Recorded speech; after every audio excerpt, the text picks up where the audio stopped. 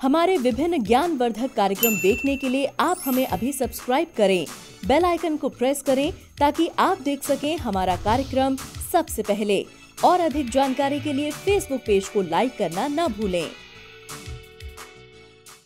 जय माँ इंद्राक्षी धाम के ज्योतिष पाठशाला कार्यक्रम में हमारे सभी छात्रों का स्वागत है। आज हम आपको कुछ रेखाओं के बारे में बताएंगे। आज का कार्यक्रम ज़रूर सुनिएगा। आइए, आप सबको आज का दिन, जिन जातकों का जन्मदिवस है, मैरिज एनिवर्सरी है, उन सभी को हमारी तरफ से बहुत बहुत शुभकामनाएं। हमारी हथेली में कुछ विशेष रेखाएं होती हैं दर्शकों, वो आपके काम आएंगी। आप जो ज्योतिष सीख रहे हैं या हाथ की रेखाएं कुछ सीख रहे हैं, तो उन्हें इन रेखाओं के बारे में नोट कर लेना चाहिए। और एक चीज़ और मैं बताऊं आपसे, कुछ अंक ज्योतिष के ऐसे हैं और पामिस्ट्री के ऐसे हैं जो आपको कहीं पर भी पढ़ने सुनने को नहीं मिलेंगे। वो हमारा अपना व्यक्तिगत अनुभव है जो 30-32 वर्षों का है, वो हम आपको यहाँ बांटते हैं। और इस क्लास से आप और भी छात्रों को जोड़िए। ये फ्री ऑफ कॉस्ट है, ऑनलाइन क्लास है। हर संडे प्रयास करते हैं कि एक ज्योतिष का अंक आपको दिया जाए, तो आप किसी को भी जोड़ सकते हैं। किसी तरह का इसमें शुल्क नहीं होता इस क्लास के लिए, संडे वाली के लिए। ठीक है, अब आज का हम पंचांग देखते हैं, फिर आगे की बातें करते हैं। 9 जनवरी सन 2022, पौष मास, शुक्ल पक्ष, संवत 2078, तिथि सप्तमी, नक्षत्र रेवती, राहु काल 4:30 से 6, दिशा शूल पश्चिम दिशा। एक शुभकामना और दे लेते हैं। आपने, बहुत लोगों ने हमसे दीक्षा भी ली हुई है, बहुत लोग हमसे जुड़े भी हैं, और आप किसी न किसी रूप में हमारी एक तरह से हमारे संग खड़े हैं। आप आश्रम के लिए बहुत बड़ी बात सोचते हैं। बहुत लोग हमसे अपॉइंटमेंट लेते हैं, कुछ कुंडली बनवाते हैं। तो ये सब क्या है? ये सब आप एक आश्रम की सेवा करते हैं। कई दिन से सोच रहा था कि आपको धन्यवाद मैं ज़रूर दूं। चलिए, आप सब हमसे जुड़े हैं, प्रेम करते हैं, पुनः आप सबका बहुत बहुत धन्यवाद। हमारी हथेली में मेरे छात्रों कुछ विशेष रेखाएं भी होती हैं जिनको विशेष नामों से जाना जाता है। मुख्य रेखाएं कितनी होती हैं? हाथ में 8 मुख्य रेखाएं होती हैं। 14 यानी कि 14 जो होती हैं वो गौण रेखाएं होती हैं, और अनेकों प्रकार के हथेली में चिन्ह होते हैं। लेकिन कुछ तिल से युक्त रेखा होती हैं, उनके कुछ अपने विशेष नाम होते हैं। आइए, आज हम आपको वही बता देते हैं। जिस रेखा के शुरू में मस्तक रेखा, अब मस्तक रेखा कहाँ होती है हथेली में? ये मस्तिष्क रेखा होती है, नीचे की तरफ ये मस्तिष्क रेखा होती है आपकी, जो आपको गोलाई से एक रेखा जोड़ती है। इसको हम क्या कहते हैं? इस गोल रेखा को तो हम कहते हैं एज लाइन। इसी से सटी हुई रेखा चंद्र पर्वत, ये चंद्र पर्वत होता है। जो रेखा चंद्र पर्वत तक आती है, इस चंद्र पर्वत की रेखा पर जो रेखा आ रही है, इसे हम मस्तिष्क रेखा कहते हैं। मेधा रेखा भी कहते हैं इसे हम। और आपकी बुद्धि का कितना बल है, इस रेखा से बहुत अच्छे से जाना जा सकता है। तो जिस भी किसी व्यक्ति की मस्तिष्क रेखा के शुरू में तिल हो, मस्तिष्क रेखा जैसे हृदय रेखा से के नीचे होती है और आयु रेखा के साथ सटी हुई होती है, तो जिसके शुरू में ही तिल आ जाए, उस रेखा को हम सरोजनी रेखा कहते हैं। क्या कहते हैं? सरोजनी रेखा कहते हैं। आप अपनी कॉपी पे लिख सकते हैं। आप बाई द वे किसी का हाथ देख रहे हैं और आपने देखा इस व्यक्ति की मस्तिष्क रेखा के शुरू में ही ब्लैक रंग का तिल है, तो ये सरोजनी रेखा है। अब उसका अर्थ क्या है? उसका अर्थ है ये बालक, ये बच्चा अपनी विद्या में बहुत अच्छे से निपुण रहेगा। हाँ, ये प्लस पॉइंट है आप सबके लिए। और एक चीज़ और मैं बता देता हूँ। ये तो मैंने बताया शुरू में बताया। अब इसके अलावा आपकी हथेली में, चाहे आपकी शनि रेखा हो, चाहे आपकी हृदय रेखा हो, चाहे आपकी बुध रेखा जो नीचे से निकल करके आपकी लिटिल फिंगर तक यहाँ तक पहुँचती हो, ख़ास तौर से ये 3-4 रेखाएं जहाँ भी हों, अगर इनके अंत में तिल हो, हृदय रेखा के अंत में, सूर्य रेखा के अंत में लास्ट पॉइंट पर जाकर के, जैसे कोई भी रेखा ये निकल रही है, मस्तिष्क रेखा ले लो, मस्तिष्क रेखा के लास्ट में जाकर कर तिल हो, इस रेखा का नाम तुरंगा रेखा होता है। तुरंगा, इसे हम तुरंगा रेखा कहते हैं। और जिसकी हथेली में तुरंगा रेखा होती है, थोड़ा सा बोलने में हिचकिचाहट है, क्या जिंदगी के लास्ट सोपान में जा कर के उसे सुख की प्राप्ति होती है। वो व्यक्ति सुख की चाह में, बाह में, बाट में पूरा जीवन गुजार देता है।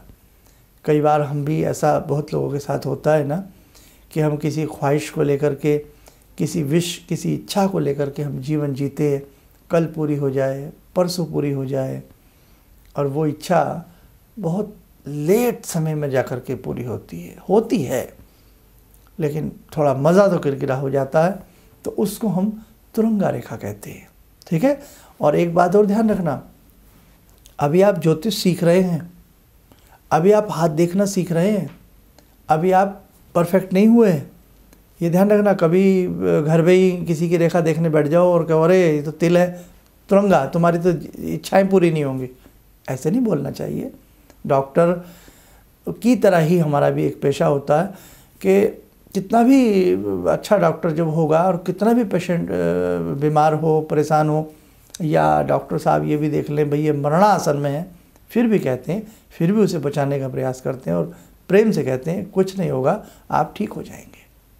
तो ऐसे ही कोई भी एस्ट्रोलॉजर हो, चाहे आप कुंडली देख रहे हैं किसी की, किसी का हाथ देख रहे हैं, हमें डराना नहीं है किसी को भी कि ये हो जाएगा, वो हो जाए, नहीं साहब, अरे नहीं, आप बहुत बड़ी विद्या के स्वामी हैं, इसलिए पहले इस सब्जेक्ट में नितांत पकिएगा, तब आप इस प्रकार से आगे कुंडली वगैरह जो भी है देखिएगा। अब एक रेखा और बता देता हूँ, ये हुई तुरंगा रेखा। जिस रेखा के ठीक मध्य में तिल हो, मध्य में, जैसे कोई भी रेखा है, आपने देखा ये रेखा इतनी बड़ी है, इसके ठीक बीच में तिल हो, मध्य में, सेंटर में, उसको हम, बड़ा प्यारा नाम है, मातंगी रेखा कहते हैं। भगवती दशम महाविद्याओं में एक मातंगी विद्या है, तो उन्हें हम, मातंगी विद्या की साधना सरस्वती की तरह होती है और सरस्वती की तरह ही वो अपने शिष्य को वरदान देती है। तो जिसकी हथेली के ठीक, जिस व्यक्ति की रेखा के ठीक मध्य में तिल हो, उसे मातंगी रेखा कहा जाता है। और यदि वो व्यक्ति सरस्वती की साधना करे, मातंगी देवी की साधना करे, अनेकों शास्त्रों में विद्वान हो जाता करे, तो ये गुप्त पहचान है। आपने किसी स्टूडेंट का हाथ देखा, 9th में है, 10th में है, बच्चा किसी में भी है, आप उसे सरस्वती मंत्र बताइए, बेधड़क वो बच्चा अपने जीवन भर कामयाब रहेगा। और यदि वो थोड़ा बड़ा है और समझदार है, तो मातंगी विद्या की साधना के बारे में बताइए। अब मातंगी विद्या की साधना के बारे में कैसे बताएं भाई? ऐसे लोगों को ढूंढिए, ढूंढने से क्या नहीं मिलता, सब कुछ मिल जाता है। हम बाज़ार में जाते हैं, अपने मतलब की चीज़ ढूंढ ही लाते हैं ना, आज नहीं मिलती, कल नहीं मिलती, किसी से दाएँ बाएँ पूछ के हम अपने मतलब की चीज़ ले ही आते हैं। तो ऐसे ही जीवन में कुछ चीज़ें ऐसी होती हैं जो खोजबीन करने से ही प्राप्त होती हैं।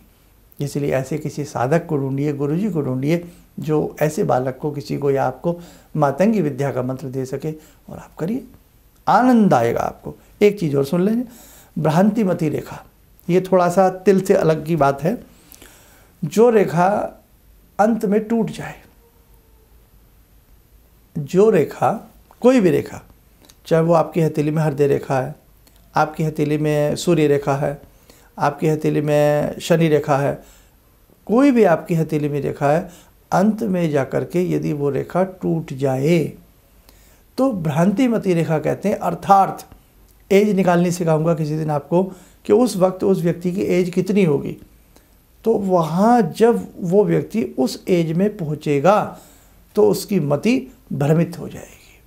कई बार आप कहते नहीं, आपने सुना नहीं कि व्यक्ति बड़ा विद्वान था, बड़ा समझदार था, ऐसा कभी नहीं किया, अब पता नहीं इसको इस उम्र में आके क्या हुआ, इसकी जो मति है वो भ्रमित हो गई है। कई बार व्यक्ति मति जो है भ्रमित होने से गलत संगत का शिकार हो जाता है, पैसा लुटा बैठता है, बहुत सारी बातें, समझ रहे ना। बड़ा मैं हृदय से बोलता हूँ आपके साथ, बिल्कुल ऐसे जैसे क्लास लगी हो और आप बिल्कुल, मुझे सब कुछ दिख रहा है, दिखता है मुझे, समझे, अच्छे से पढ़ा कर रहे हैं आप लोग। तो मति मारी जाती है अगर ऐसा किसी व्यक्ति के साथ हो तो। लेकिन आप अभी सीखिए, अभी आप पढ़िए, अपनी एक अच्छे से नोटबुक डायरी बनाइए, उसमें सारी बातें लिखते जाइए और फिर धीरे धीरे आपको आनंद आएगा। ठीक है, तो आज की क्लास के लिए बस मैं इतना ही अच्छा समझता हूँ। आप बस बहुत अच्छे से इन सब चीज़ों को सीखते जाएं, ताकि भाई भारत देश है हमारा, है ना, बहुत बड़े बड़े ज्ञानी विद्वान व्यक्तियों की जननी है भारत माता, इसलिए आपको बहुत अच्छे से ये सब चीज़ें सीखना है। आइए, समय हो चला आज की ध्यानमाला का। आज की ध्यानमाला में जुड़ते हैं हम भगवान बटुक भैरव से। ओम करकलित कपाला कुंडली दंडपाणी स्तरुण तिमिर नीलो व्याल यज्ञोपवीते क्रतु समय सपर्याद विघ्न विच्छेद हेतुर जयति बटुकनाथा सिद्धिदा साधकानां जयति बटुकनाथा सिद्धिदा साधकानां। ओम देव्य राज्य सेव्यमान पावनाग्रिपंकजं व्यालयज्ञसूत्रमिन्दुशेखरं कृपाकरं नारदादियोगवृन्दिवन्दितं दिगम्बरं काशिकापुरादिनाथ कालभैरवं भजे भानुकोटिभास्वरं भवाब्दितारकं परं नीलकण्ठमीप्सितार्थदायकं त्रिलोचनं कालकालमम्बुजाक्षमक्षशूलमक्षरं काशिकापुरादिनाथ कालभैरवं भजे शूलटङ्कपाशदण्डपाणिमादिकारणं श्यामकायमादिदेवमक्षरं निरामयं भीमविक्रमं प्रभुविचित्रताण्डवप्रियं काशिकापुरादिनाथ कालभैरवं भजे भुक्तिमुक्तिदायकं प्रशस्तचारुविग्रहं भक्तवत्सलं स्तमस्तलोकलोकविग्रहं भूतसङ्गनायकं विशालकीर्तिदायकं काशीवासलोकपुण्यपापशोधकं विभुं नीतिमार्गकोविदं पुरातनं जगत्पतिं काशिकापुरादिनाथ कालभैरवं भजे काशिकापुरादिनाथ कालभैरवं भजे। आइए कवच बनाएं, ध्यान करें, भगवान बटुक भैरव का शुभ आशीष हम सब के ऊपर बरस रहा है।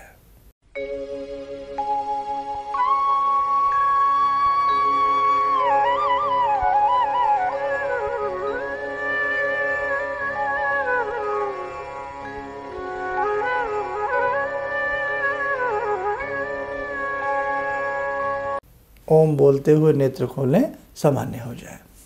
देखो मेरे साधकों, एक चीज़ मैं आपको बताऊं, बहुत दूर दूर से आप लोग हमसे जुड़े हैं, प्रेम करते हैं, है ना, आपकी आस्था की डोरी हमसे बंधी है। तो भगवान न करे आपके जीवन में कोई समस्या हो, यदि किसी भी समस्या से आप ग्रसित हैं, तो उसके लिए आप हमारे संस्थान से जुड़ सकते हैं।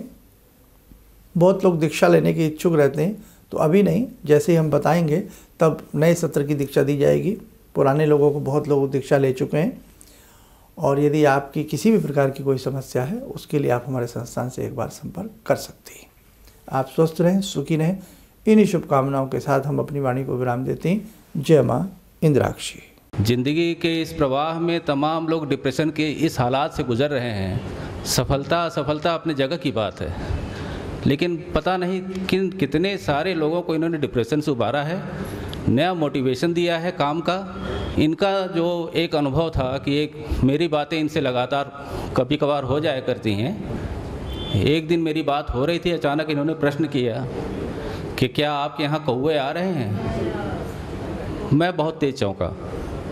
करीब 4-5 दिनों से कौवों का झुंड मेरे घर पे मंड रहा था। तो मैं यही सोचने परेशान था, ये शुभ है अशुभ है, क्या चीज़ है। तो मैंने प्रश्न किया कि क्या मैंने आपको बताया कि मेरे घर में कौवे आ रहे हैं। कहने नहीं, मुझको दिखाई पड़ रहा है। तो कुछ तो अलौकिक है इनमें। दूसरा क्या, जो इनका उद्देश्य है, जब महाकुंभ में आए थे, मेरी इनसे वार्ता हुई, तो मैंने इनका उद्देश्य जानना चाहा कि किस उद्देश्य के लिए आप काम कर रहे हैं। तो जो उद्देश्य उन्होंने मुझको बताया, मैं मन से इनके उद्देश्य के साथ जुड़ गया। इनके साथ तो जुड़ा था ही, अब इनके उद्देश्य के साथ भी हूँ मैं। किसी भी समस्या के समाधान के लिए मिले प्रसिद्ध हस्तरेखा एवं वास्तु विशेषज्ञ प्रोफेसर धर्मेंद्र शर्मा जी से। नोट: शिविर में भाग लेने हेतु एवं व्यक्तिगत रूप से मिलने के लिए कॉल करने का समय सुबह 10 बजे से शाम 6 बजे तक। हमारे विभिन्न ज्ञानवर्धक कार्यक्रम देखने के लिए आप हमें अभी सब्सक्राइब करें, बेल आइकन को प्रेस करें ताकि आप देख सकें हमारा कार्यक्रम सबसे पहले। और अधिक जानकारी के लिए फेसबुक पेज को लाइक करना न भूलें।